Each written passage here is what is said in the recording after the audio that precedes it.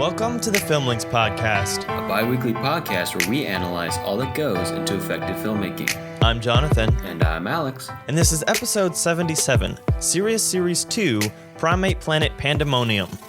Thank you once again for our title, Alex. Yeah, that one might have been actually a little easier to say. I feel like the percussive P's are perhaps a bit easier to say.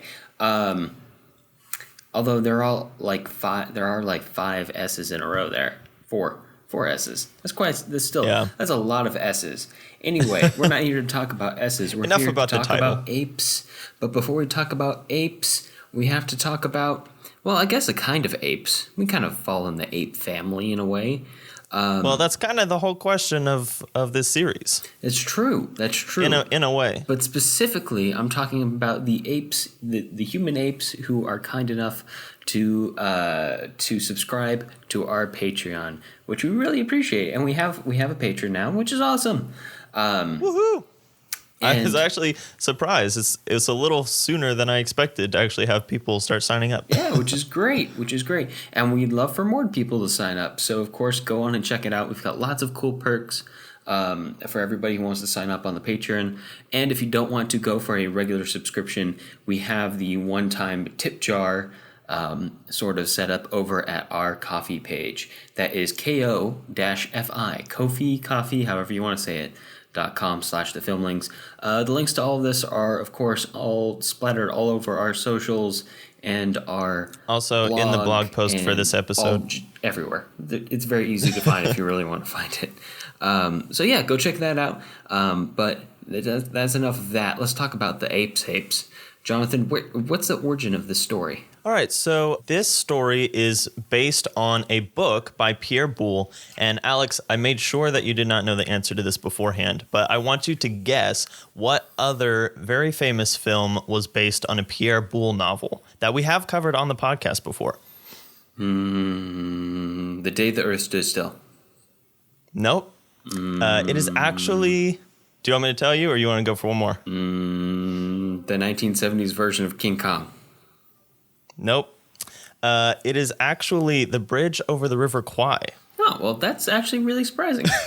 It is quite surprising. That doesn't really make any sense. So, yeah, Pierre Boulle wrote Bridge Over the River Kwai, got a lot of acclaim, obviously, and then wrote Planet of the Apes, which he actually believed to be unfilmable until... several people, Arthur P. Jacobs, I think, was one of the huge proponents for this book being turned into a movie. And it actually has a really interesting kind of production history. There was the original writer attached to the script was Rod Serling, who, of course, we know and love from The Twilight Zone. And there are so many similarities between this story and like basically any Twilight Zone episode, and several like specific Twilight Zone episodes have very similar twists. And then eventually Rod Serling got replaced by Michael Wilson due to some kind of creative differences and stuff like that. And Michael Wilson kind of took the general story and refined it and redid some of the dialogue and stuff like that. Also, I think one of the things with Rod Serling's script is that the ape civilization was a little bit more advanced, not like super advanced, but basically like modern 60s technology, which the production company thought was going to be too expensive to film. Anyway, the film was made. The film was made in 1968 and was a huge success. Spawned 4 sequels, a TV series, a series of comic strips, an animated series, and now 2 reboot films or series, which we will be talking about today. So, Alex, why don't you tell us about which of the specific films that came out of this crazy book we will be talking about? I will, but I also want to mention that this book has also spawned a podcast. That is true. Probably spawned podcasts. Quite a few at podcasts. Least one. At least, yeah, like probably at least 10 at this point, and probably several more to come. There's probably just a dedicated Planet of the Apes podcast out there, maybe 2. Anyway, the first one we're going to talk about is, of course, the original, the supreme Planet of the Apes from 1968, directed by Franklin Schaffner. It won an honorary Oscar for John Chambers' makeup design well after the fact.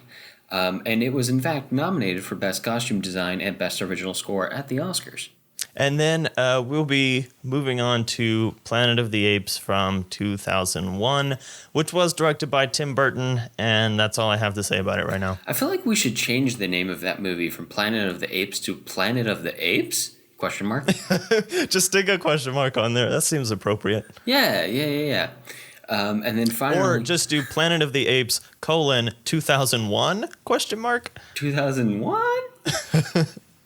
I feel like there's some weird connection with Kubrick's 2001 there. Anyway, then finally we'll talk about Dawn of the Planet of the Apes from 2014, directed by Matt Reeves, who I believe directed everything in the newer Planet of the Apes trilogy. Actually, only the second two. Really? Who directed the first one? I cannot remember at the moment, but I know it's a different guy. Ooh, shame. Rupert, something Wyatt? I don't know. Be careful. If you get this wrong, a horde of apes will bust into your room and kidnap you while you sleep. Led by Andy Serkis. Not like CGI Andy Serkis, just Andy Serkis. He hangs out with hyper-intelligent apes on the weekends. I could actually see that. Yeah, I could see that happening. Anyway, this was nominated for Best VFX, of course. And it's kind of seen as like the best of the three of the most recent films. And we'll talk about that. There's obviously some opinions wrapped up in it. And we'll get into the breakdowns here. Before we get into the breakdowns, I do want to talk about our selections this week, Jonathan. Just because... Yeah.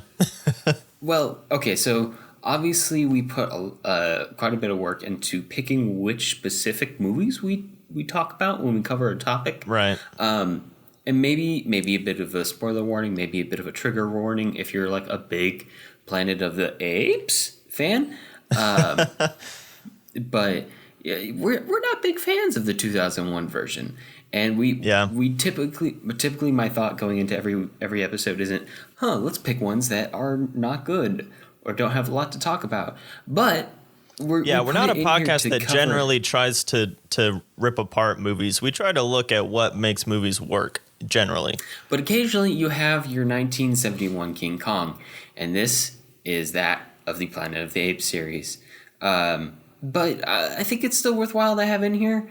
And bear with us if you are a fan, because we're going to talk about why we think it doesn't work, what it could have done differently, and where it fits into this structure of a series that is all about rebooting itself over and over again. And we have both a successful reboot to talk about today and a not successful reboot to talk about today. So there's a lot to learn from both of those. But also kind of where it fits into a franchise that is not all about rebooting itself, because Planet of the Apes is different from the Bond series in that it is a fixed narrative, whereas Bond can kind of be infinitely redoable and it's fluid. Yeah, it's fluid and infinite, basically. Planet of the Apes is not so much that. So that, I think, is another interesting element to talk about, and another interesting element to talk about specifically in regards to rebooting it the way that Tim Burton did. Rebooting it? Question mark? Anyway, with that, Jason, take us away into the first film of the day, Planet of the Apes, no question mark, from 1968. Planet of the Apes from 1968. A team of astronauts are on a mission to explore a new planet, sleeping in deep hibernation to survive the centuries-long journey. Crash! They've come down on the wrong planet, sinking in a lake, their stasis pods cracked, and one of them dead. The surviving crew, led by Taylor, push forward across the desert in hopes of finding food and survival. Eventually, they stumble across humans, but something is wrong. These humans can't talk, and then suddenly, they're under attack by gorillas. But not your normal gorillas. These apes ride horses, wear clothes, and use cameras and guns. One of the astronauts is killed in the attack, and the other two are captured, but separated. The humans are taken back to Ape City, a city of intelligent, talking apes. The gorillas serve as the military, the orangutans as the governors and religious wise men, and the chimpanzee as the scientists. One chimpanzee, Zira, studies humans for signs of intelligence and takes a keen interest in Taylor, who is smarter than the rest of the humans, but still can't speak due to a bullet wound in his neck. Her fiancé, Cornelius, doubts her pursuits, but also butts heads with Dr. Zaius, the resident orangutan oligarch, who seems eager to suppress certain information about the humans. Taylor tries to persuade Zira and Cornelius to help him escape, but will he ever be able to get home and away from the planet of the apes? All right, thank you, Jason. So I believe that I have seen all of these movies before you have, Alex, so you get to tell me your first impression of Planet of the Apes from 1968. Well, it was interesting because, one, it was not what I expected. Two, I thought I had... Well, what were you expecting? I'm interested in that. I was expecting us to jump right into apes. And instead we were like, here's a half-hour Twilight Zone episode followed by apes, which I was fine with because it was great and it was beautiful and it reminded me a lot of 2001, which came out the same year. But it was not what I expected, and I was... It's kind of a reverse 2001. It starts with humans walking around and then moves to apes, whereas 2001 starts with the apes and then moves on to humans and spaceships. It kind of moves the exact opposite direction. There's a lot to that. That was fascinating. I definitely thought I had seen this when I really hadn't, which I would not be surprised if that's the case for a lot of people. Actually, I just posted today, not to give away when we're recording this, but I just posted today on our Instagram feed a nice little still from the end of this film. And the end of this film, although I'm not going to get into specifics, obviously, because we try to be courteous to those who haven't seen it. It's just something that like everybody knows about, even though not everybody has seen it. And like much of this movie, like so much of the lore of this movie has leaked its way into every part of pop culture, and it's so distinctive because what other movie has dealt with like walking, talking apes alongside humans? Right. That I think everybody might just think they've seen this movie, even if they haven't. But even if you're just on the fence about whether or not you've seen this movie, you should just go see it because it's really good. And it kept me, I like knew, and that's another thing, right? I knew the ending, and I was surprised throughout the entire thing, very pleasantly. So it was a very good experience. It was a routine of going every 5 minutes during the movie, going, oh my gosh, this is so good. Why haven't I seen this? Yeah. Yeah, it's actually, and I've seen this once or twice before, but it's been a while. So really what you remember after seeing it in the past is like all the big moments, like, the doll and the ending and the famous lines and stuff. But I forgot like all of the philosophical discussion that goes on. So there's still like a lot of rediscovery for me, even going back and rewatching this. And going back and rewatching this after having become such a big fan of the Twilight Zone, you realize like how much of that kind of philosophical and thoughtful dialogue that's kind of in that same era is pumped into this. It's not your typical blockbuster film, even though it kind of spawned the first blockbuster franchise, which I do want to get into. But it is way more thematic and less like focused on the action and the spectacle of the apes and stuff like that, which I thought was really nice and really well done. Yeah, no, I thought it was interesting. I thought it was really smart, and it wasn't subtle about its commentary either. Like it just, it hit you over the head with it, right? Like, his name is Taylor, right? Taylor, yeah. Yeah, Charlton Heston's character. Like his misanthropy from the get-go is not hidden at all, and like all the contrast between characters aren't really subtle or like slid past you. They're just all smartly done and well done. Yeah. And it's a movie that goes, we're here to make social commentary points.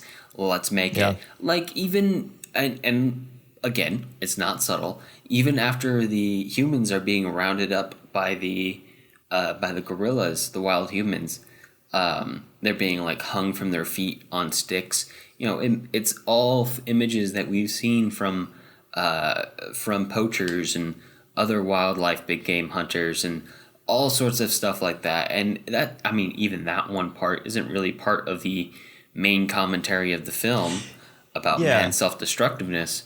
But, it's like, hey, we're here. We've got this. Let's make some points along the way. And it does it.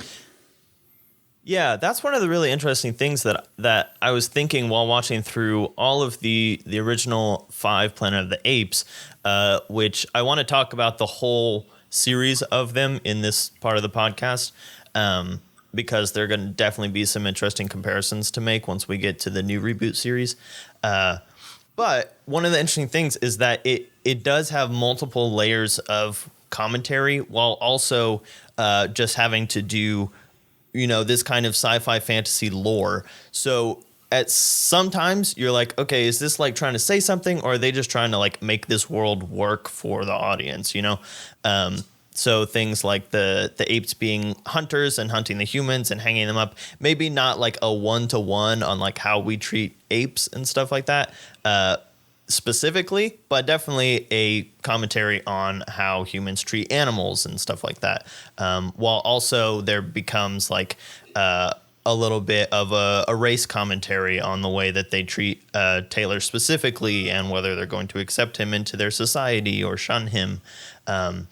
So there, the human element becomes more of a race thing than like a human versus nature thing. So it's got a lot of layers to it, but I think that it's handled really well. And it never feels like it's being pulled in too many directions and it doesn't hang together. It all feels cohesive.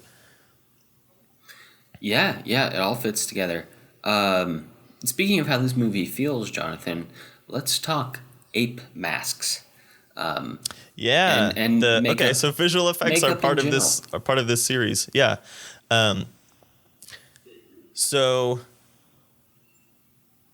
it's really good. First of all, like anyone who watches this movie, and especially like makeup artists, like there's a whole documentary that we can link to in the blog post being made about the makeup for Planet of the Apes, because it is such an influential moment in film history and actually got the makeup artist an honorary Oscar after the fact.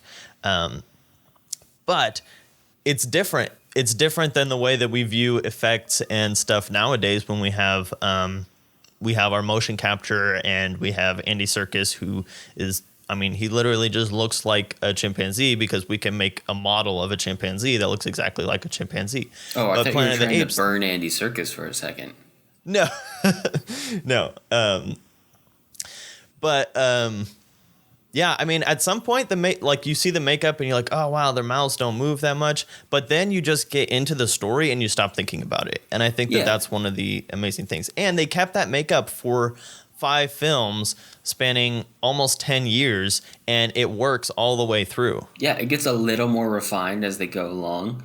But there's no drastic changes in the style. The same pros and cons exist throughout. So yeah, like their mouths don't move quite right as they speak, but that's okay because I'd rather have the actor's voice sound right than have the mouth look completely right. Yeah. And the actors did a good job with it too. Oh, I can't remember his name for the life of me, but the guy who played Dr. Zaius.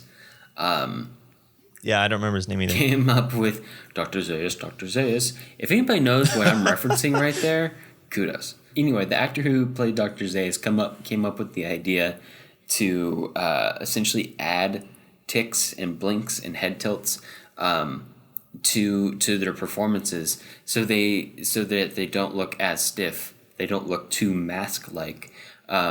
Because the faces do look good, but they don't have all of the articulation of a human face.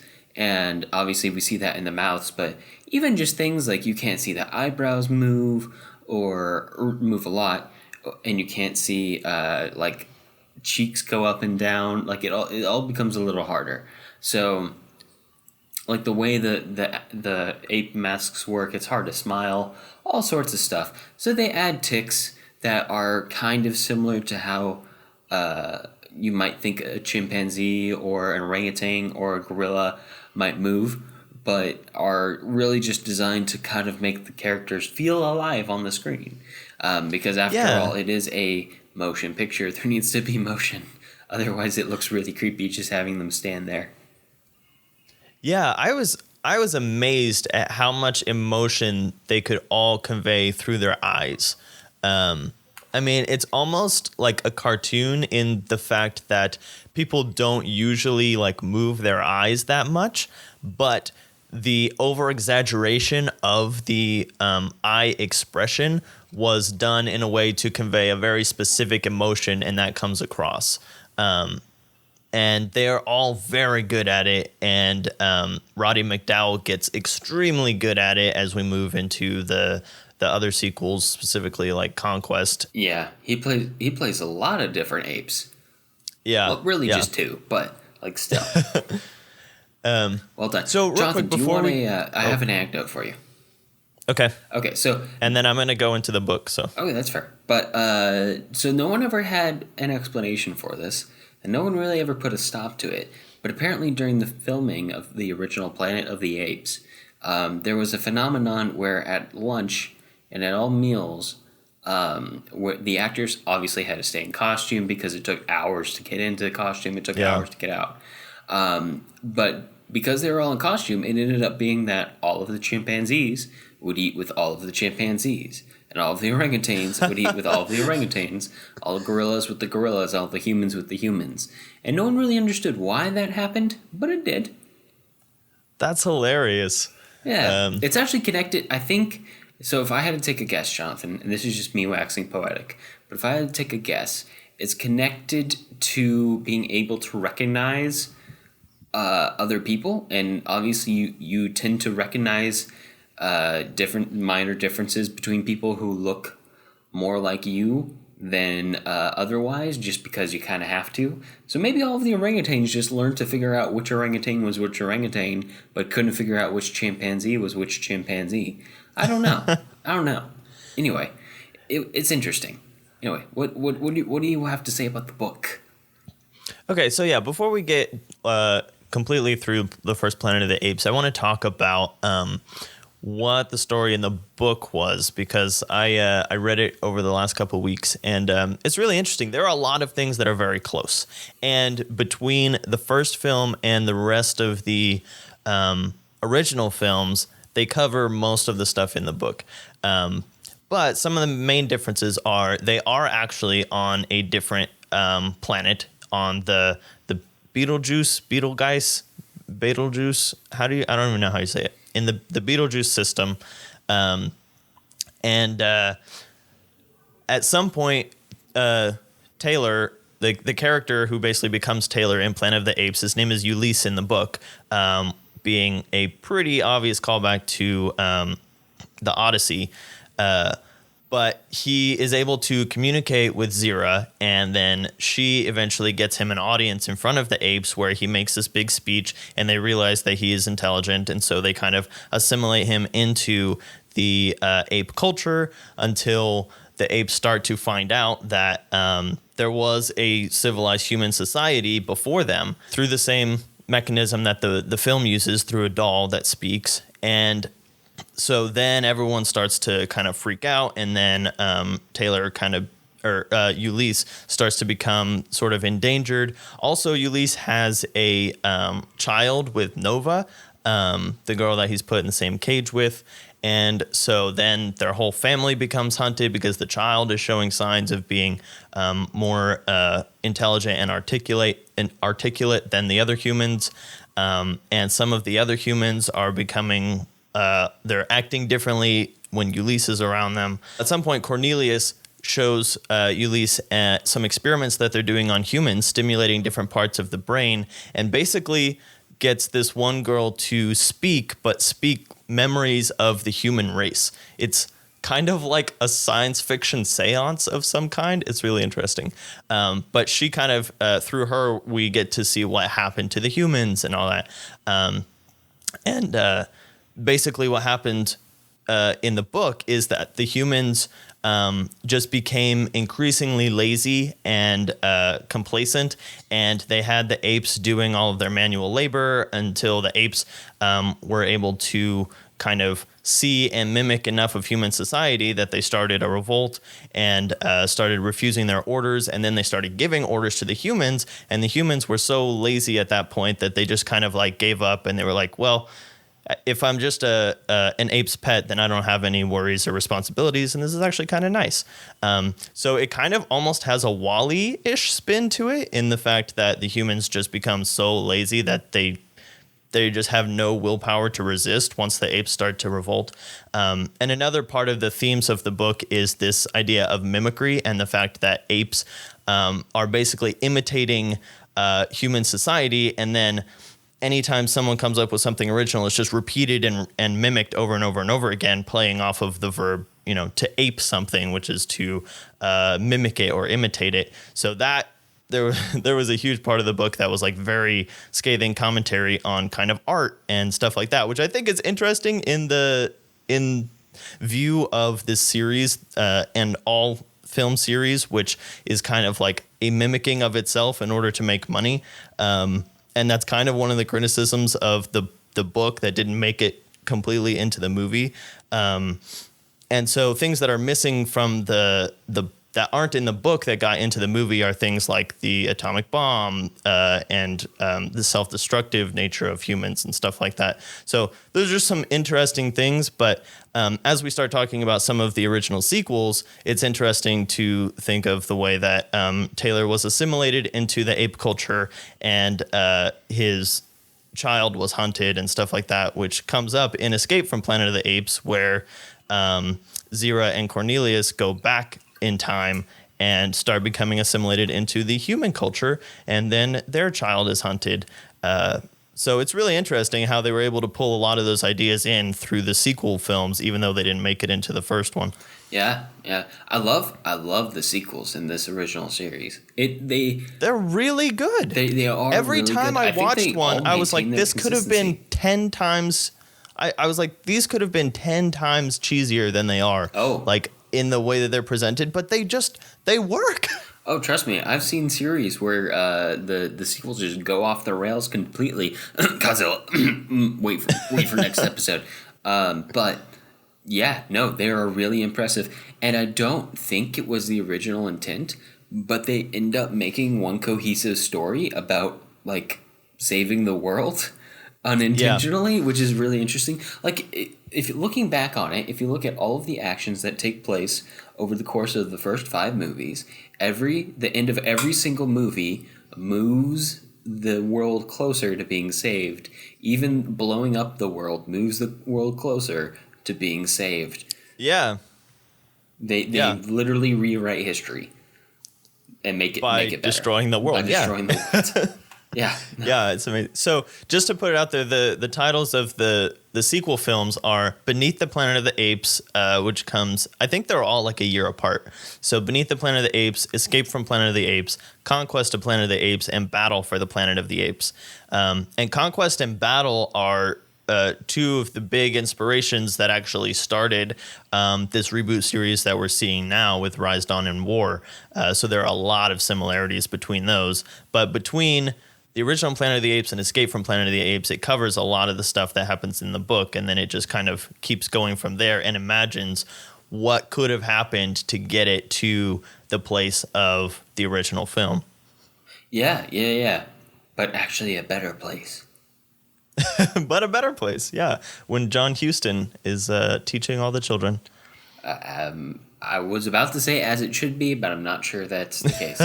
Anyway, shall we move on into the dark, dark depths of Planet of the Apes? Let's do it. All right. Jason, what exactly is this one about? Planet of the Apes from 2001.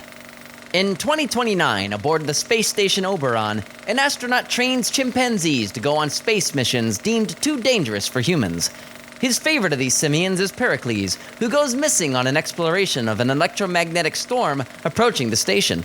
Against orders, Leo steals a space pod and goes after Pericles, getting sucked into the storm and through a slip in space and time to what appears to be a whole different world. Leo crash lands into the middle of a hunt, where gorillas are the hunters and humans are the hunted. He is quickly captured along with the rest of the native humans and taken to the nearby Ape City, a frightening place where an oligarchy and strict social hierarchy rule the day. Here, apes are in charge and humans are slaves. A female chimpanzee named Ari, who is pro-human rights, buys Leo for her household. Ari is the ex of the intense and strictly anti-human General Thade, who still pursues her. With Ari's help, Leo and a set of human slaves escape the city and go in search of freedom and a way home for Leo. Eventually, Leo finds the crashed Oberon and realizes that he is stuck in Earth's future. Will he survive General Thade and find a way back home? Will he ever find Pericles again? All right, Alex, what did you think about this film? I thought a lot of things, Jonathan, but I think we should, for both our and our audience's mental health, we should just talk about let's talk about the positives first. Let's do that. What were the good things about this movie? I thought the effects looked really good. I thought the effects looked great. I thought they looked really great. I thought the apes looked really believable. Some of the space stuff at the beginning was iffy, but all the ape stuff was really good, and the sets and the costumes were awesome. Okay, who plays the crazy ape? You know who I'm talking about. The evil one? Yeah. Tim Roth. Tim Roth? Okay. Tim Roth's ape was, of course, incredible in the way he looked, incredible in the way he acted. My only problem with it is that he's in a different movie from everybody else in this entire film. Yeah, he definitely felt out of place. I mean, and he was just like too evil. I don't necessarily blame Tim Roth. Honestly, I think he did a great job with the character.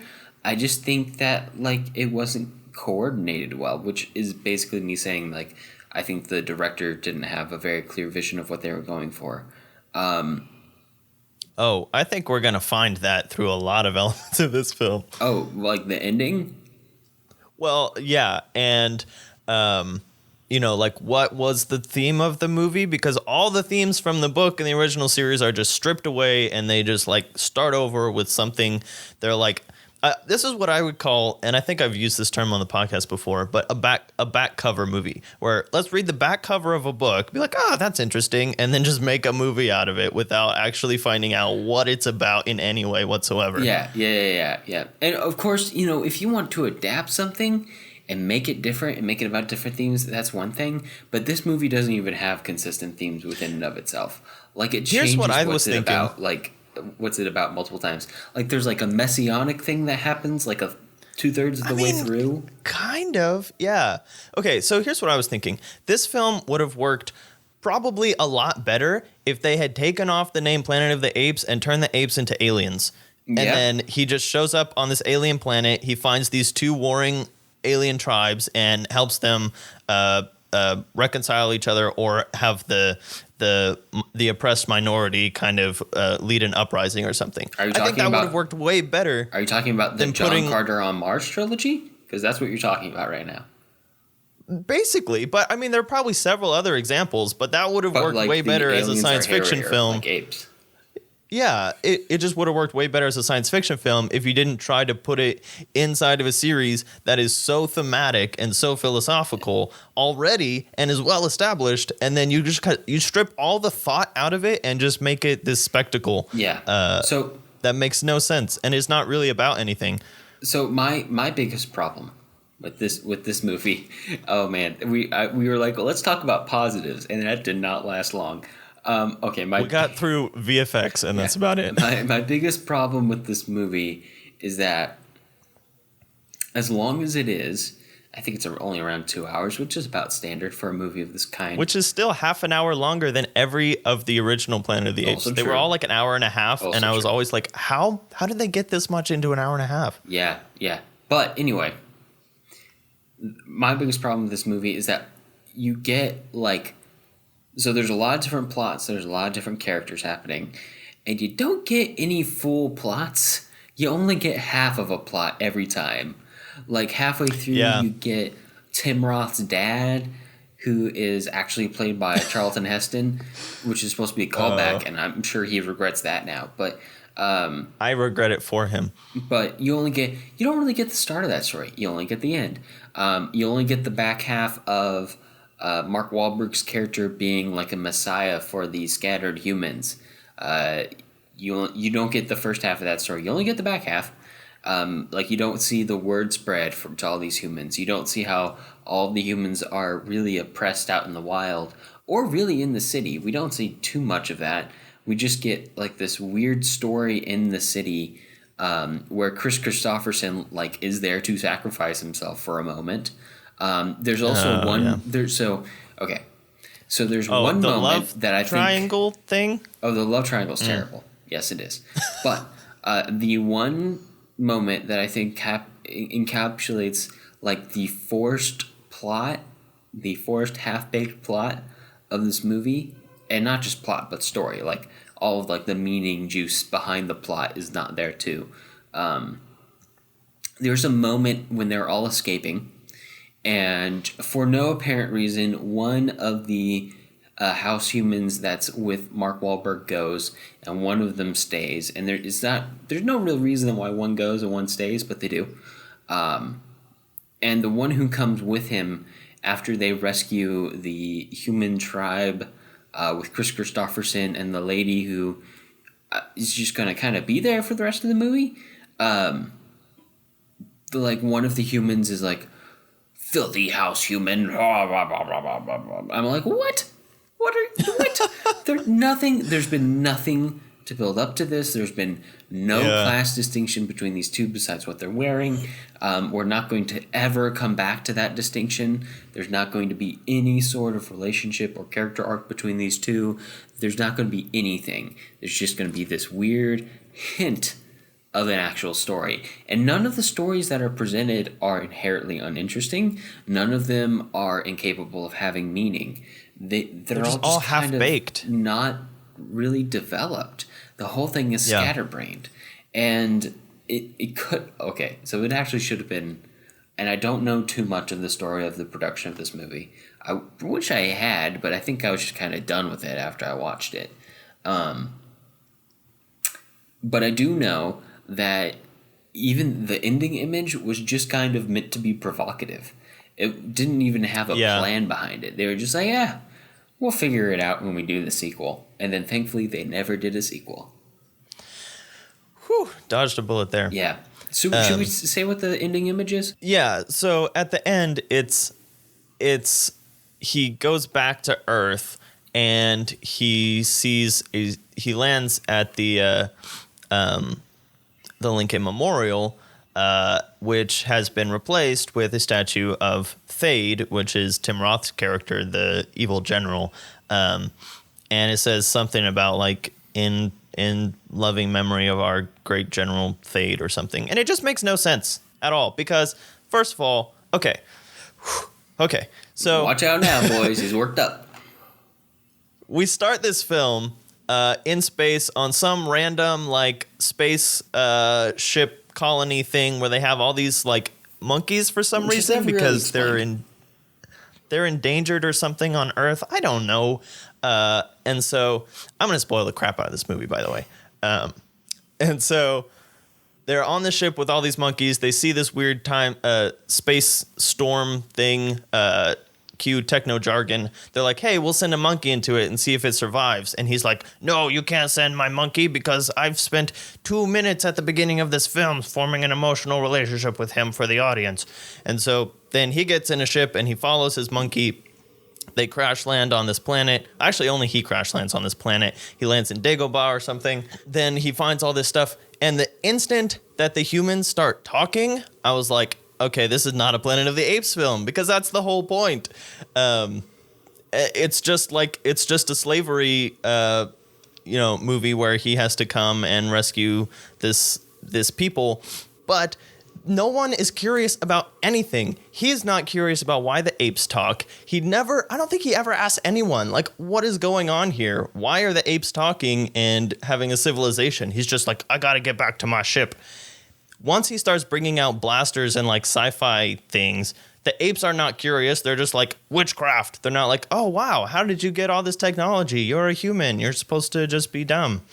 Also, okay, here's another part. Because they tried to fit in this theme. There's like a big deal of the humans humans' invention is their biggest strength. It's the thing that will destroy us or whatever. And then there's a gun or something, and that's supposed to be really dangerous. The humans never show us that they are inventive. Like, that should have been the thing that saves them, but it's not. Mark Wahlberg just gets back to his ship and like blows the thrusters or something, and that's kind of the extent of the invention that happens in this film. Yeah, yeah, and I think that's the biggest thing about this film is not that it's bad or even that it's disappointing. I think that it's mostly just frustrating because we know that what Tim Burton's capable of, and we know what the Planet of the Apes series is capable of, and you see all these glints and hints of like a higher quality theme, higher quality film all around this thing, and yet you never get it. It's all just disjointed, and it kind of just happens. And you're like, okay, well, that was a series of events that happened in an order, but none of it really ever had a Even meaning. the references to the original are half-hearted. Like, Mark Wahlberg just kind of is, like, crawling backwards and puts his hand out, like, in a way that no person would really do unless they were setting up a quote, and touches one of the apes. He's like, "Get your hands off me, you damn dirty human."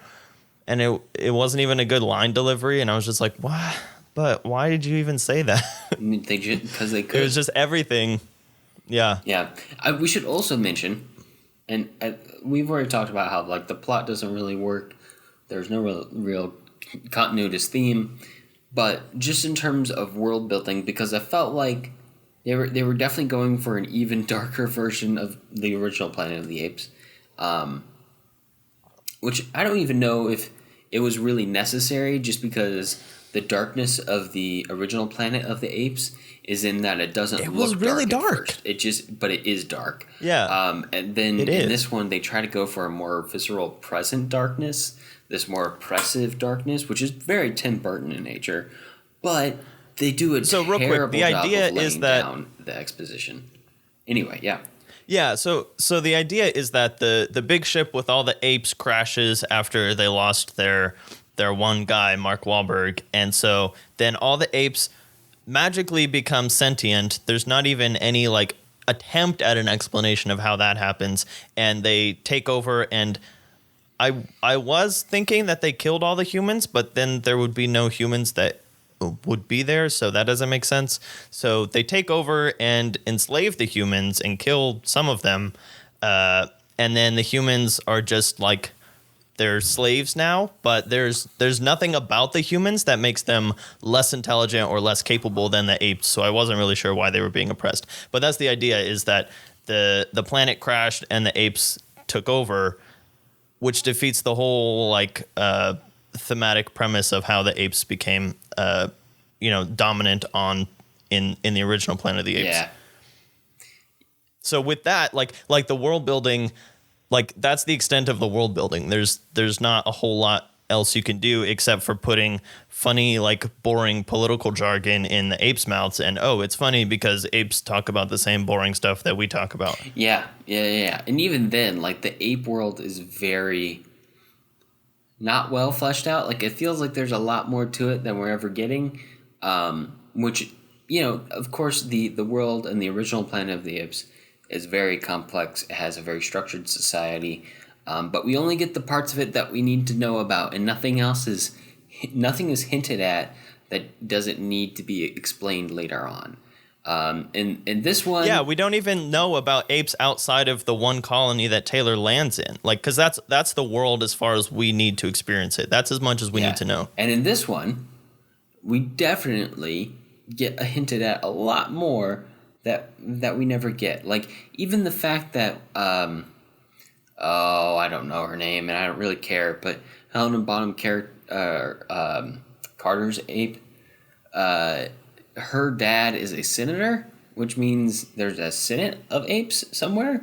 That's true. And also like there's clearly like a military structured dictatorship that's going on, and I'm not sure why that one general who's a chimpanzee and played by Tim Roth and has like way too much energy in this movie is jumping, also basically flying. Right, is also a general, while the gorilla is also a general ? I don't know. It's all very strange, and it hints at a lot of stuff that you kind of want to know about, but also you don't want to know about. Oh, and also there's like that slave trader orangutan that's just kind of there the entire time. That's just so obviously Paul Giamatti. It's not even like. Yeah, no. Tim Burton just wanted to put Paul Giamatti in a movie. Yeah. So let's move on to a different way to reboot a series. Jason, set us up for Dawn of the Planet of the Apes. Dawn of the Planet of the Apes from 2014. 10 years ago, the deadly virus known as the simian flu spread across the world and wiped out 80% of the human population of the world. It also had another strange side effect. It made simians intelligent. A group of super smart apes, led by the chimpanzee called Caesar, have established a colony in the Muir Woods north of San Francisco. The apes believe all humans to have been wiped out until one day when a group of humans led by a man named Malcolm enter the apes' territory with the goal of turning the hydroelectric power plant back on. Unfortunately, an encounter between two of the younger apes and a human ends in one of the apes being shot. In the resulting confrontation, Malcolm prevents further bloodshed, but Caesar orders the humans to leave. As a following show of force, Caesar marches his army to the gates of the human colony in San Francisco and issues an order banishing the humans from the ape territory. The humans need that power, though, at the risk of descending into violence and chaos without it. Malcolm and his crew agree to return to the woods and plead with Caesar. Caesar cautiously agrees, hoping to avoid conflict with the humans. Meanwhile, Caesar's friend Koba, a scarred bonobo chimp who had been tortured and tested in labs by humans, investigates the human colony. After finding them well armed with many guns, he resolves to turn the apes against the humans and spark a conflict between the two, hoping to wipe the humans out. The bright future that Caesar has tried to build for his apes is teetering on the knife's edge. Is this the end of the apes, or is it the dawn of their world? All right, Alex, so tell me your first impressions of Dawn of the Planet of the Apes specifically, and also just this whole new rebooted series in general. Well, I saw Rise when it came out, and Okay. I believe I saw Dawn too. I'd definitely seen it before, and I want to say either I saw it in theaters with you or I saw it at your house. On Both Blu-ray. of those are very possible. I love this movie. Yeah, no, I need to. So, I was thinking about this the other day when I was doing one of my triple features at Alamo Draft House. Not a sponsor, but oh, for the love of God, that would be so nice. I'm a commandant rank on their rewards program. Fun fact, yeah, weird. I don't even know what flex, that is, but okay. it sounds impressive. Anyway, yeah, but no, I can never remember where I watch movies anymore. I've seen so many in so many places. I've started using the hashtags on Letterboxd to remind me, like, if I watched it, if I streamed it, or watched it in theaters, or watched it with people. Yeah, I need to start doing that. Definitely need to start doing that. Oh, anyway. They were, so I remember really liking this when it came out. Of course, I hadn't really seen the original series at that point in time, apparently. Yeah. So, I didn't really have much of a context for it. But, I still really enjoyed it. I thought it was really good. I thought it was. That's the thing. You don't really have to. You don't really have to know the originals. Oh no. These are definitely a riff on just like a section of the original movies. Yeah. I like to pretend. And I do believe that the filmmakers said that they're gonna try and bring it to the place where the original one gets to. So I think that's the plan if they can keep getting their films funded. But yeah. I mean, they're well on their way so far. I mean, they just started at a different part of the cycle, but that's okay. Yeah. I would like to think that these three are what came before the original series. See, I think of it as, and this works within the series because in Escape, they do the whole like different lanes into the future and you can change lanes. I kind of think of this as a different lane on the highway to the same future of the 68 film. Because everything works, it all is cohesive. The way that the apes build their culture and all that stuff is all parallel. It's just all the little nuance of the ways that they get there are slightly different. So as opposed to enslaving the apes, they kind of create this virus, and so it's like a little different track, but all the things are the same. Oh yeah, and also like So this is we're getting a little off track here, but dodging back to Escape from the Planet of the Apes, the one where the original two apes who were nice to Taylor had to go back in time and try to integrate with human society. in the past, which would have been our modern era, which would have been the 1960s.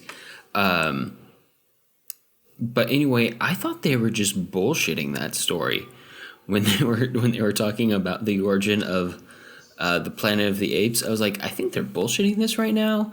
Oh, really? But I mean, that would be really cool because, and just the only reason I say that is just because they would have no idea about that, right? Like in the first two movies, all of ape society, except for the doubters, believe that humans were always dumb. They never thought that humans were intelligent, and the only ones who knew were covering it up. And so at that point, at the end of the first film where they figure it out, or at least the rest of them who weren't in the know, except for Dr. Zaius, figure it out, they're in the dark. So, like, Cornelius and Zero would not have any idea how the humans treated the apes back in the day. They would have no idea. I guess the only way that could kind of work, because you're right, I didn't think about that, but if we're going to kind of throw the book in there as some kind of canon or also alternate version, if they started after that doing some experiments on humans and then they got someone to kind of like say all the history in the same way that they do in the book, then that's a possibility. But you're right, they I guess wouldn't know that much detail about how they got there for sure. They just kind of have theories that there were humans beforehand. Yeah, it's a possibility, but I feel like that would have been a prologue in this movie if they wanted to make it canon. True. So I totally think that it was like a self-fulfilling prophecy, like they bullshitted it, and then that's exactly how it went down. That's true. Yeah, I mean that totally works, because then that story would have been passed on to Caesar, and then it just it keeps going from there. Yeah. Which means that we don't. I mean, we can assume that there were bombs involved at some point in the original Planet of the Apes and the original Fall of the Humans, but that doesn't mean that the bombs didn't come after a biovirus. Yeah, that's true. Which is totally possible, especially considering what happens in war.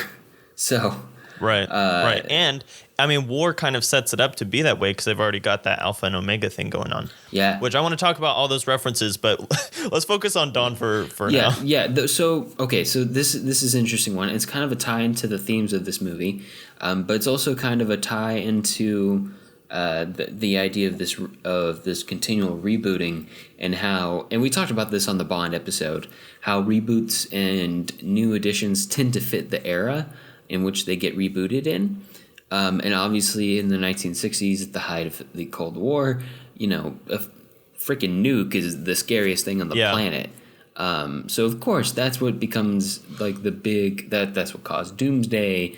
The radiation is something that apes are afraid of. It's why that one zone is forbidden, even though most of them didn't know it. It becomes a cautionary tale. Yeah. Like, hey guys, we need to calm down, or else we will literally just be destroyed. And then you flash forward to this modern series.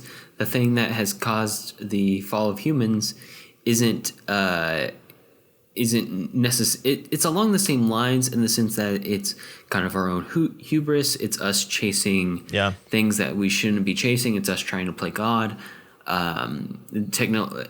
Technological advancement run rampant, which is I consistent. think it's fear. ironic, but at this point, it's biohazard, which chemical weapons, the constant worry about a plague. We have all these zombie movies now that are all started by plagues for the most part. I think it's ironic that in Planet of the Apes, the ultimate achievement for humans was innovation and invention and creating stuff, and then that is the downfall of humans in Rise. It kind of takes that and flips it on its head.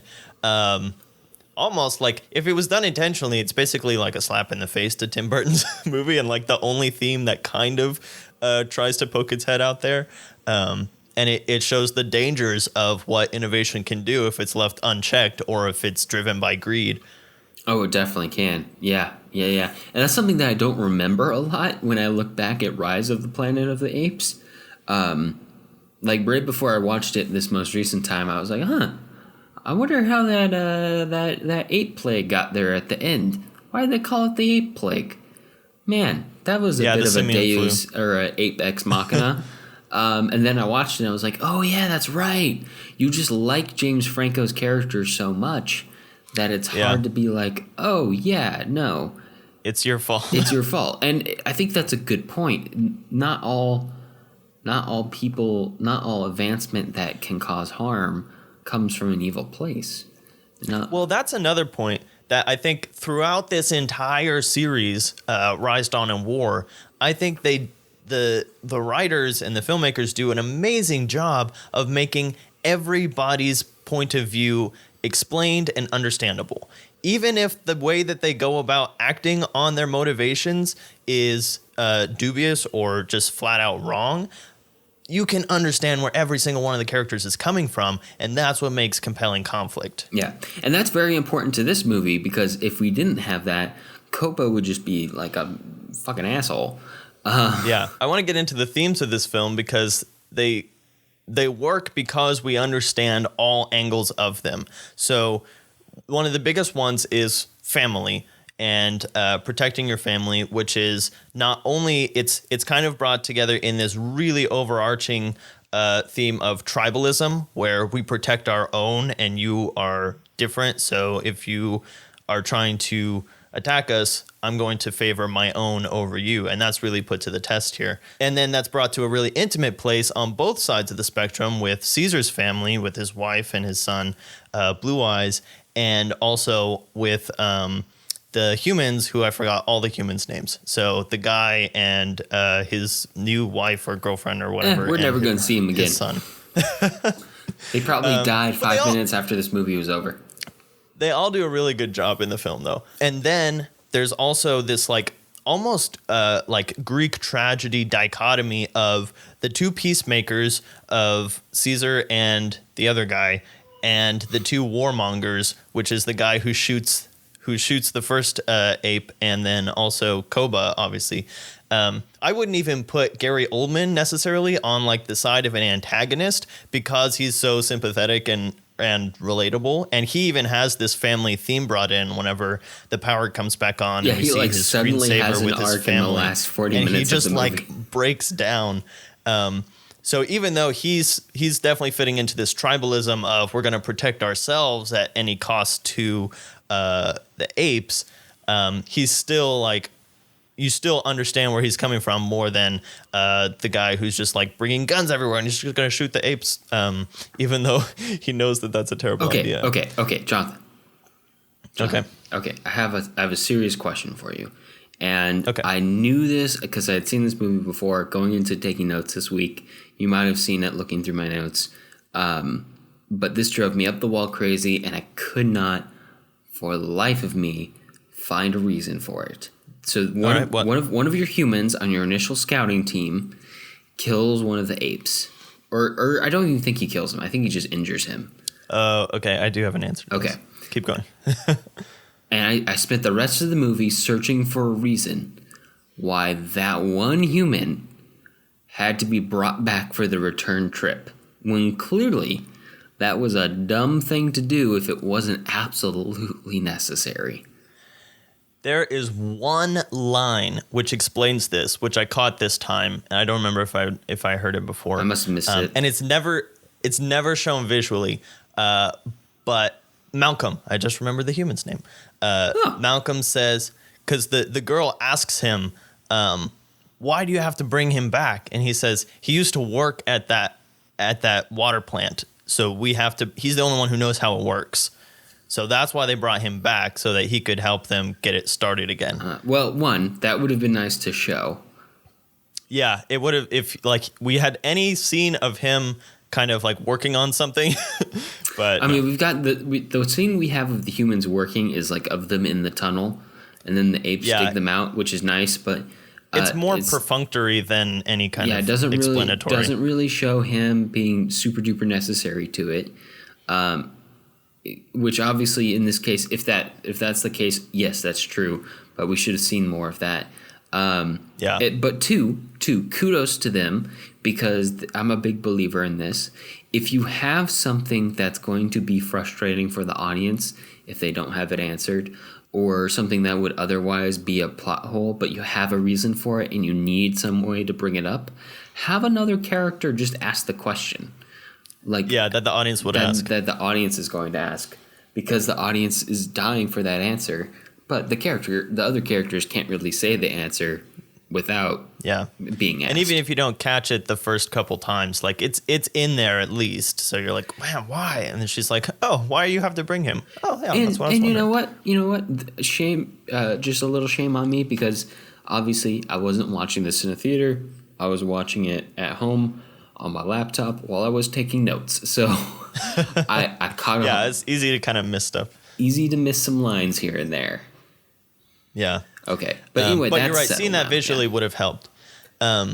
So I kind of want to talk about the way that this reboot re-envisions characters from the original series. So obviously we have Caesar comes up in Rise, and Caesar is in the original Planet of the Apes. Caesar is the son of Zira and Cornelius, who are the two apes that help Taylor out. So Rodney McDowell plays his own son? Roddy McDowell plays his own son in this weird kind of again, the whole thing is almost like Greek Oedipal kind of prophecy type stuff going on. So in that one, especially in Conquest, so specifically in Conquest is when Caesar frees all of the enslaved apes who have been taught to do manual labor. They can't talk at that point. Caesar can, because he is the child of the evolved apes, as we learn, or as one of the other characters says. And he leads this revolt, and it gets so dark at the end of Conquest. I was not expecting it to get so dark with that monologue that Caesar gives. And I watched the unrated version too, and it's actually very gory. But so between that and then in Battle for the Planet of the Apes, Caesar knows that he's going to have to fight the humans off. The apes have started speaking. They're trying to live in peace with the humans until they find a bunch of humans that have been kind of radiated by this atomic bomb that went off in their city. So kind of putting those two together, we get Dawn and War here in this new reboot where Caesar, I guess so Rise, Dawn, and War, because in Rise, Caesar creates the ape uprising, and then in Dawn he's trying to keep the peace, but everything keeps falling apart under him, and so they have to fight. And then in War, he knows that he's going to have to fight, and so they're preparing for this big battle. And actually I think there was like a bigger war scene in Dawn than in War. War had a lot of other things going into it. But in Battle for the Planet of the Apes, there is an ape who kills another ape, which happens to be Caesar's son. Spoilers. Ape has killed ape. Ape has killed ape. Has killed ape. So that ape's name is Aldo. And actually in some of the behind the scenes for Dawn, they explicitly make a connection between Koba and Aldo because they have the same motivations. They're afraid of the humans, and they want to go right into war before trying to make any kind of peace, which is the same conflict here in Dawn. And I think that conflict in Battle, which, as Alex was helpfully chanting, at the end of Battle, they find Aldo's killing of Cornelius, which is Caesar's son. It's a big cycle, guys. Kind of comes out, and all of the apes turn on Aldo until they do this chase in a tree, and then Aldo falls in the same way that Koba kind of falls. So it's all kind of brought together. Koba is kind of an echo of Aldo, and Caesar here is much more trying to be a peacekeeper than the Caesar in Conquest. In Conquest, he was very dark. Like one of his lines, one of the characters says, "By what right are you shedding blood?" And he says, "By the slave's right." Whereas the Caesar in this movie is much more pacifistic, where he's trying to make peace as much as he can until all those options have run out. Yeah, man. And I mean, Escape in or battle- Conquest is deep in the 70s. That's some cynical movie making there. Yeah, between the end of Beneath the Planet of the Apes and Escape from Planet of the Apes and Conquest of Planet of the Apes, like that's just kind of sums up every type of ending from the American New Wave, where either the entire world gets destroyed or like a baby is shot and their parents, or like there's this uprising that just like destroys the establishment. That pretty much sums up the American New Wave. Anyway, it's really interesting the way that they re-envision all of these characters, and that's why these new films work. I think is that they are different and modern, like the conflicts are modernized, but all of the thematic undertones are completely consistent with the original films. These are still films that think. These are not films that are just there to show off how great we can make CGI apes and how great Andy Serkis is at acting like a monkey. Yeah, I mean, he's pretty great at acting like an ape, He is pretty great, Jonathan, not a monkey, an ape. Don't insult them. I think that's funny too. In the book, they actually use the terms ape and monkey interchangeably, and nobody cares. I don't know where they got that in the movies, but it's a good way to give the apes dignity. I mean, that's true. That's what they're all about at the start. They're a very dignified race. They're a very proud race, and then suddenly, the humans come along questioning that, and they're not so happy about it. Yeah. Cool. So, I mean, I could list off a ton of the specific references that they pull in from these new movies to the originals, like the fact that Caesar's son in war is named Cornelius, or the fact that they kind of string up the apes in war on these X's, which echo to the scarecrows from the first movie, which I thought was a really nice touch. Man, I love those scarecrows. They're so freaky. They're perfect. And it's like you get the that they are scarecrows, and yet they're just different enough to feel like they're from an alien planet, but they serve the same purpose. So yeah, and there's tons of stuff like in Rise, whenever Caesar's mom, they call her Bright Eyes because she's so smart. So there are a lot of things that I think that these new movies did really well at redoing the series, making them feel fresh, and yet making them completely consistent with the original films, which is why we want to try so bad and make them like part of the actual continuity of the original films, because you feel like they almost could be, but some of the details are just a little different. I still see no reason why it couldn't be, other than this one starts in like the 2010s and the other one started in the 1960s. Yeah, but you're right. If we start here and we go all the way through and then we go back in time to and then we alter time by going back there, it could still work. I mean, considering how much time has jumped between here and the point where the apes have taken over, which is like thousands of years in the future, a couple decades is nothing. So yeah. Okay, so let's move on and talk about all of these films together and like how this series has evolved and ways that it kind of tripped up a little bit, because I constantly want to do, as I was watching through all the originals, I was like, man, that movie was really good. This series like doesn't miss a beat. And then I'm like, dadgummit, Tim Burton made one of these. Yeah, that one's just such a misstep, which is weird. It's weird to have a series with, honestly, like, what is that? Like, so we're talking about a total of 9 movies, 8 of which are good. Like, not just mediocre, but good. 2 great. Yeah, I think Battle was probably the weakest of the originals, but even that kind of holds together with everything. Yeah.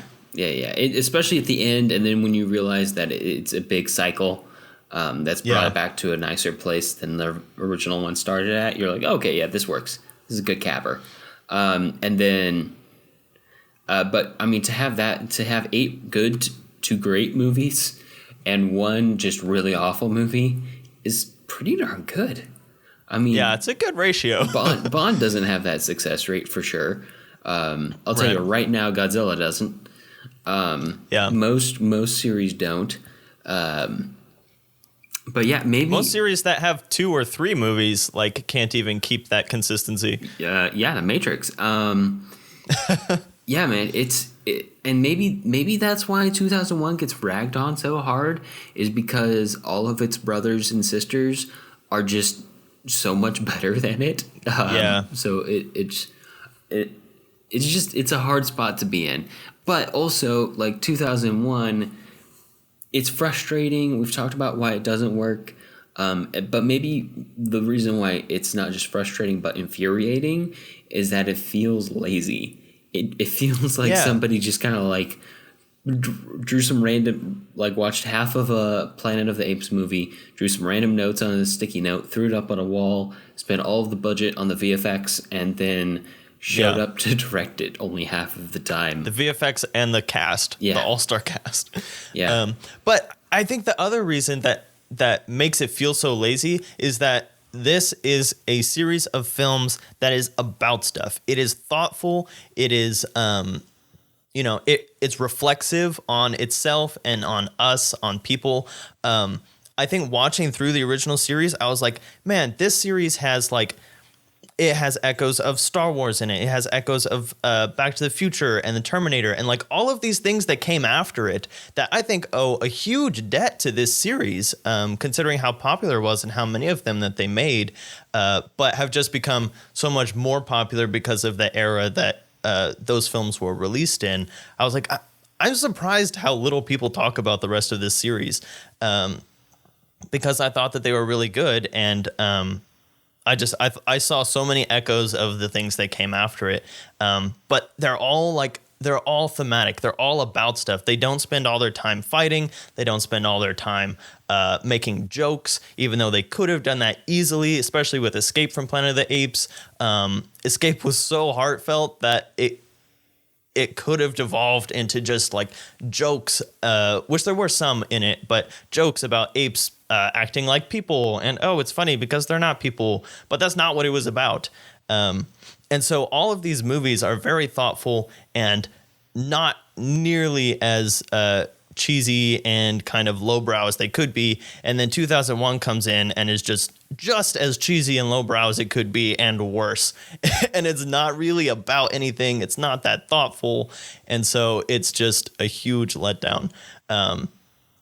But, as a whole, I think that this is one of the great series because of all those reasons, because it's about stuff. And because it has the same flavor of that thoughtful science fiction that was coming out of the 60s at the time, and that I think we have yet to see other series and other science fictions. I mean, there are some here and there, but for the most part, I think we've kind of lost that really good sci-fi that uses these science and fantasy elements to reflect on ourselves in a way that is really impactful and insightful. Yeah, right. I mean, that's the whole point of sci-fi is to reflect on yourself by going into this fantasy. And the one movie that fails it is, I don't know. And it's not like Tim. I mean, we've talked about a lot of really good Tim Burton movies. Like Tim Burton knows how to direct. He knows how to make movies. I think it's just a little bit out of his realm as far as the way that the themes are handled, because I think a lot of his films, the themes are a little bit more on their sleeve than what this film ended up being. And they're a little closer to home. They're a little personal. Whereas everything that Planet of the Apes tackles, and of course they managed to squeeze like everything into these movies. There's classism, there's racism, there's sexism, there's all sorts of stuff. Apeism, is that a thing? Humanism, I guess. And then, I mean, if you think about the best work that Tim Burton's done, it's all very, very emotional. It's all very, very about interpersonal perception and interpersonal relationships.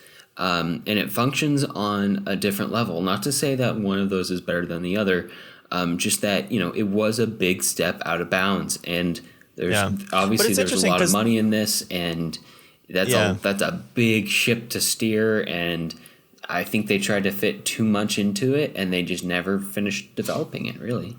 But I can see where someone would think like would find Tim Burton as a good fit for this. And I don't know if maybe it's just like there wasn't enough time to develop it or something. But I mean, you think to Edward Scissorhands, which is kind of Tim Burton's ultimate film about the quote unquote other and accepting the other and kind of learning to live with that, which also has a fairly dark ending. But that's kind of what Planet of the Apes is about, is reconciling differences between people and, in this science fiction fantasy setting, races or species or whatever. And that could have been what it was about, but there was no other. Like, the apes and the humans were basically on level footing, and there was no reason that there was kind of this weird oppression going on, or at least no reason that was well fleshed out. So I don't know. I could see why someone thought that he had potential, but something went wrong along the way. And I hate that we're spending so much of our overall time talking about that one, but just when we're making contrasts, it is the biggest outlier. Yeah, and I think, you know what?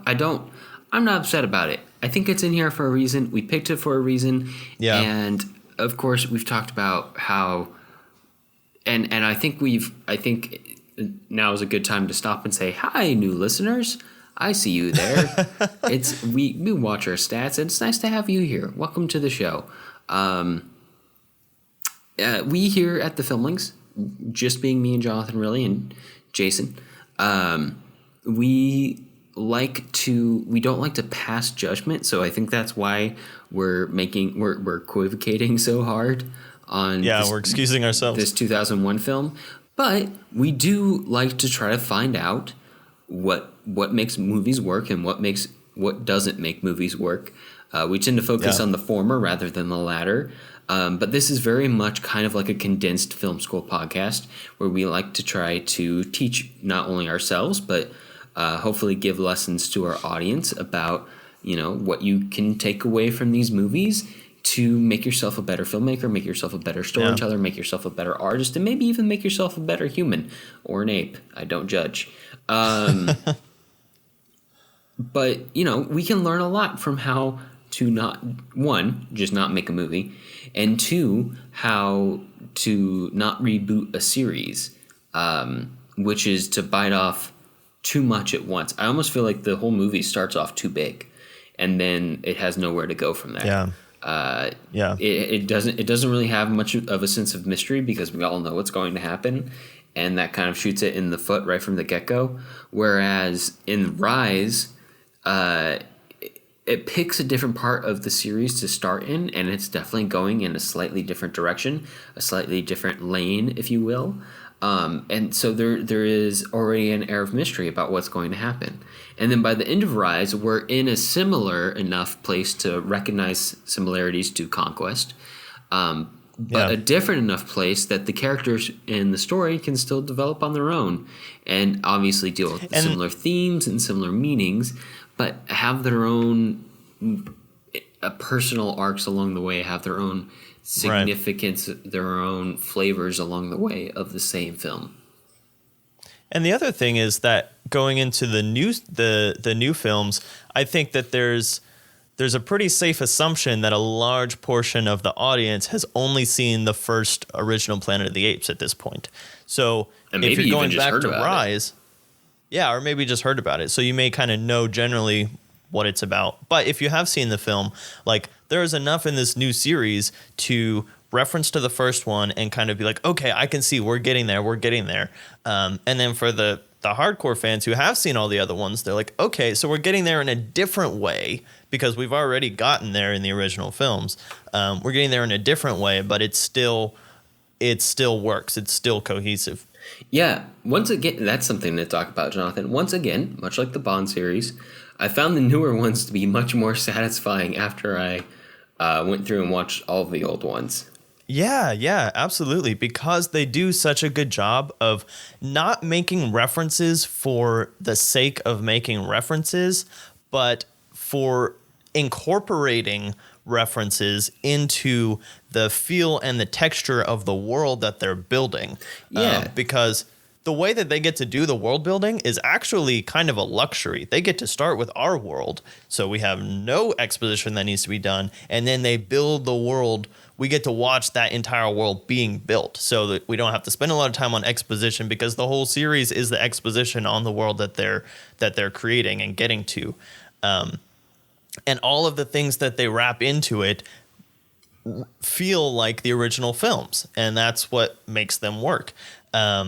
And of course, like we've been saying, they are different, but they're all still there. And I think that in the nature of the way that the original films work, like we've been saying, they're very cyclical, and so all of these things, like naming the little girl in War Nova, works because she is kind of the proto-human that can't speak. So even though there will be a woman named Nova later on, it feels like this kind of cosmic cycle that just makes sense in this very kind of Greek tragedy way, where it has to happen this way, and there's going to be a lot of repetition in the history of this world. So I think it all works within like the way that the world is set up in the originals, and then the way that they bring in all of those references here. I thought one interesting thing about the reboots, though, is that they took place in San Francisco, which is the opposite end of the country than the originals took place in. Yeah, I mean, that's true. I don't really have much of a cause for significance about that, other than maybe it's about forging a new future moving west, maybe? But probably they were just hey, I've got this cool idea for a bunch of apes on a bridge. How about the Golden Gate? Yeah, the only thing I could think is that, it makes them distinct. So even though, like, Caesar will obviously be, like, a name that is probably spread through all the intelligent apes in the country, like, that name is going to be very well known because he's kind of the origin of all of this stuff. But there may not be any connection between these specific apes that we're watching and the ones that were running the civilization in the original film. Although at the end of War, that lake looks a heck of a lot like the lake that Taylor landed in at the beginning of the original film. So I'm like trying to debate whether the apes like traveled across the entire country and landed in New York, or if that's just another lake that looks similar. Well, so it's hinted at heavily. Well, we assume that it's New York. I don't think it's ever explicitly said that conquest and battle happen in and around New York. It's possible, but it's not necessarily the case. That's true, but the first one definitely does, and I think that the lake one? at the end of War. Sorry? Oh, obviously, with one. the statue. Okay, I got you. Yeah, with the Statue of Liberty. Yeah, I was about to say, an escape definitely happens in L.A. Yeah. But I think the lake at the end of War was supposed to harken back to the lake that they landed in. So I just kind of, I don't know. I wasn't sure if that was supposed to be a direct connection or not. And it's not a big deal. It doesn't matter. Yeah, it was probably I just thought it was interesting. We got to put a lake in here.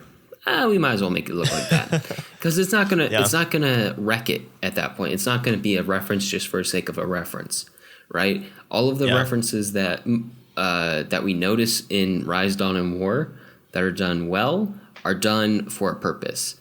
The little girl being named Nova is deliberately meant to be a reference to Nova, the other girl who couldn't speak, or woman who couldn't speak in the original one, and that's because. Not just because they could have a little girl named Nova. Like if they had a little girl named Nova in Rise, it would have been gratuitous and just like a reference for the sake of reference.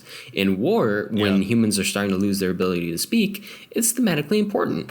And it's a theme that's harkening back to the originals very intentionally, and therefore that's the space for a reference to happen. So they use the references to enhance, in addition to the themes and the plots, using the ability to call back to the originals to actually bolster what they're already doing in their own stories, rather than just freaking shoehorning crap in there because they can, which would have sunk the ship, and has sunk the ship of many a reboot and sequel over the years. So one last thing on the references is that there are tons of characters in Rise which are named after crew members from the original film. So, for example, James Franco's character's last name is Rodman, as a reference to Rod Serling. The scientist who is the first one to get sick when his mask falls off, his name is Franklin, which I assume is a reference to Franklin Schaffner, who directed the original film. And one of the other doctors, I think, is named after... That's true. One of the other doctors, I think, is named after the guy who played Dr. Zaius. So there are some like really subtle things that only people who are like really invested in the series would kind of catch. I didn't even catch a lot of those. I was thinking about Franklin, but I didn't catch the Rodman or anything until I was watching through some of the behind the scenes stuff. Oh, this is all reminding me, Jonathan, of a really random fact. So apparently, oh gosh. So this is going to kill me. It's going to make the story seem a little weaker because I can't remember exactly who. I want to say it was Ingrid Bergman. Okay. Had a chance to play Zira. And her agent passed it up for her because her agent was like, of course she's not going to play this. But in retrospect, Ingrid Bergman was like, oh man, I would have loved to have played that. One, because it was a success. And two, because... it was something so out of her other purview that she was like, yeah, of course I would have loved to have been an ape for a day. Theater kid's a theater kid, man. Theater kid's a theater kid. That's basically, that reminds me of Alec Guinness's reaction to Star Wars, where he just thought it was so beneath him, and then now it's like the thing that he's most remembered for. Yeah, I was watching, so this is going to sound random at first. I was watching the movie from a couple years ago the other day called Logan Lucky. Okay, yeah. Well, Daniel Craig's in that. Doesn't he have like a prosthetic leg or something? No. That's Adam Driver, who has a prosthetic arm. Oh, okay. But Daniel Craig's in that, and he has. I'm not saying that like a Steven Soderbergh production is way beneath Daniel Craig. I'm just saying it's so weird to see him in something that's not Bond and hear him have like a really deep, like Southern accent that's almost a little too fake, but also that's kind of the point.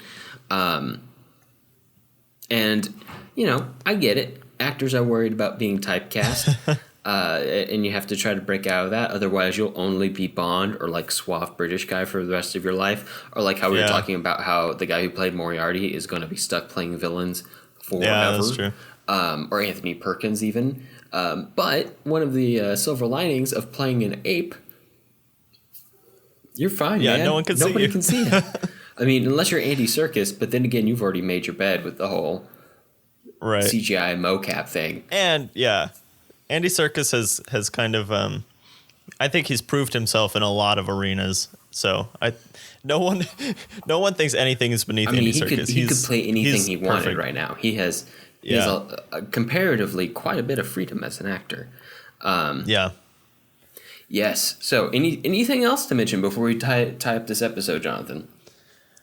I don't think so. I would just say that if you guys have not seen the rest of the original Planet of the Apes series, like check that out. I know it doesn't get talked about a lot, but it's totally worth it. Totally worth it. I was routinely surprised. Every single one, I was like, okay, it's gotta level off now, right? Like we've had 2 good ones. There's no way there's gonna be the third one's good. Oh man, there's no way there's gonna be 4 good ones. Oh, that one's good too. Conquest is probably my favorite. I don't know why. It sticks with me. Conquest is especially really like good. some of those things at the end, like the I don't know what he is, like a mayor or something who's like the main bad guy. You know, he just seems like your bad guy until like the very end when Caesar like has this confrontation with him and he gets like this whole monologue about how the apes represent the dark side of humans. And I'm like, this series is still being philosophical. It's amazing. Yeah. No, it's intense. And he has a monologue that's almost identical to one of the monologues that Woody Harrelson's character gets in War. Both of the monologues ending with, if we lose this, it will be a planet of apes. And it's just like, even like in the dialogue, the references are subtle and important. Yep. Well, that's enough of Let's move apes on for now. What are we talking about next week, Jonathan? Next week, or next time, we are moving from apes on the primate end of the spectrum to reptiles, I guess. Well, and we're going to it's and we'll get into this as well, but the name for Godzilla comes from a mashup of the Japanese words for gorilla and whale. So I don't know how you mash together a gorilla whale and get a Godzilla, but apparently they did. All right, so he is there you very go. whale-like. I'll give you that. Yeah, I can see that. So yeah, we're going to be talking about the Godzilla franchise, which is actually the longest running film franchise in film history. It's been in production since going. like 1954, and it's still going. Which is exactly what we're going to be talking about next time. We'll be looking at the original Godzilla production from 1954, called Godzilla, obviously. Then we're going to look at the 1991 film Godzilla vs. King Ghidorah, one of the staple Godzilla rivals. You could and then we're going to look freaking thrown a dart into the middle of the series and gotten one to talk about. Right. And we'll be wrapping up with one of the newer productions, primarily American production, I believe, from 2014, also called Godzilla. Yeah. And shadow pick for the week, honorary mention, also very recent, Shin Godzilla, which will probably be talked about on the podcast, but won't be one of the selects. Yeah. So it's one of the newer Japanese remakes. It's the newest live action Japanese remake. There's the most recent series of Japanese remakes is all anime. So that's the most recent live action one. It's also supposed to be pretty good. Like we talked about today, we pick our films, we do our selects for very specific reasons, and we're trying to cover the arc of the Godzilla series. So we picked the ones we picked. But if you're interested in going above and beyond, I'd make that fourth movie, Shin Godzilla. All right. Well, before we sign off, we do want to say once again, thank you to those who have already subscribed to our podcast. Again, we have a Patreon and a Ko-fi page. If you would like to throw us a couple bucks just to keep the podcast going and keep it making sense for us to put all the work that we do into these episodes. And on the subject of Patreon, we have started our bonus podcast on Patreon. If you are interested in listening to us talk, our last episode was about Alex's trip to the Palm Springs Film Festival, where he discusses a bunch of the films that he saw there. And next week on the podcast, if you want to catch our upcoming episode, we'll be talking about Spider-Man Into the Spider-Verse. So if you are tired of us talking about a bunch of old movies and want to hear us talk about something that you can go see in the theaters or might have seen over the last couple of weeks, support us on Patreon. We appreciate it. Yeah. And follow us on Letterboxd if you want to see us react to new movies that we see, albeit in very condensed form. And if you want to question Alex's sanity of how many movies he watches, hey, there are people who legitimately watch like 10 movies a day, and I am not them. Okay, I only watch 3 or 4. That I realize that didn't sound like a logical defense at all, but I'm okay with that. Well, that's about all the time we have for this episode. If you have movie suggestions for us or just want to reach out, I can be found on Twitter at JSSatchel. And I'm at Alex Garinger. And I'm at the Blue Jay 1994. And to find links to things that we talked about today, you can view them on the blog at thefilmlinks.com. If you like the show, let us know. Leave us a review on iTunes so other people know what we're all about. We definitely appreciate it.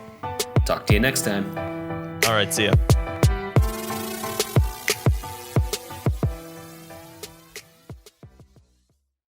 Planet of the Apes! ! Planet of the Apes! ! Exclamation point, Jonathan. Exclamation point? Is that like technically correct, or are you just making stuff up? Yes, it's an exclamation point. Everybody knows that. Do you say exclamation mark? Well, why don't you say question point? It has a point.